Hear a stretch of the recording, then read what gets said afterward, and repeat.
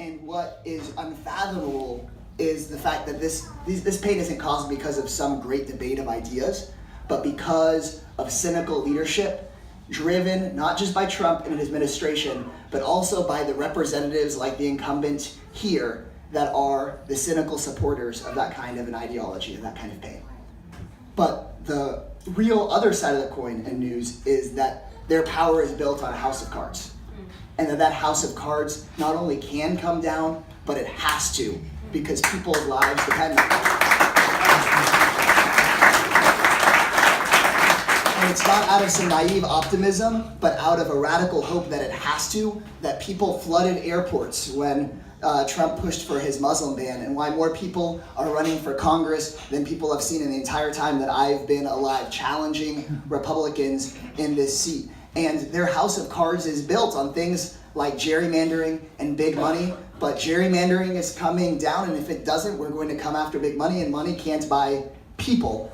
And we are going to bring that house of cards down and not just replace it with just anyone, but replace it with people of principle. We have to replace it with people of principle if we want to get at the root causes. And when I think of deep, real principle, I think of Mike.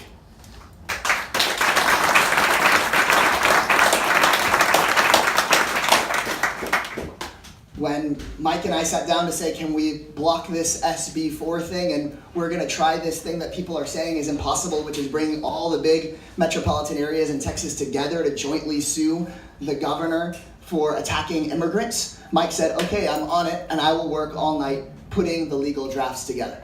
And when we said, we need you to call the city attorneys from here and there who might be getting cold feet, he said, I've already done it, and I'll do it again. And he was doing all of that not for recognition or for money. He was doing it, it's mostly to protect people that can't vote by law. He's doing it because it was the right thing to do. When there is a, yeah, you can clap for that.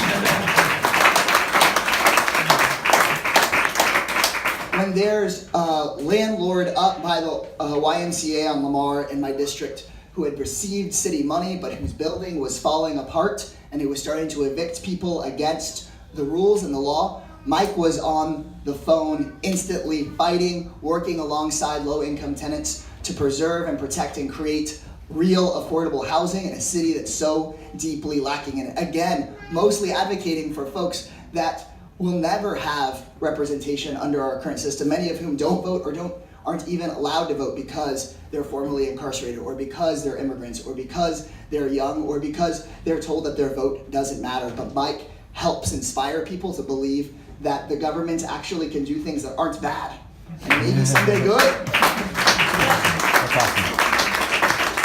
And it's also about more than just, I think the number one quality is a good guy, but on top of that, it's also the energy to get things done. We are fighting to become the first city in the South that guarantees every worker a paid sick day.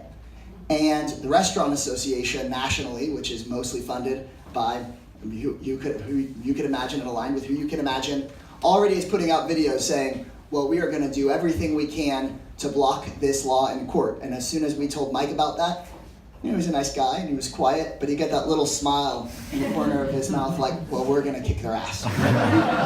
And we need a little bit of that too. So when Mike called me telling me he was going to run for office, I told him, that's great. How can I help, before he could even tell me what he was running for? And I am so glad that he is running to be my congressman, so that in not too long from now, I can say I have the best member of Congress in the United States. So that's why I'm proud to introduce Mike.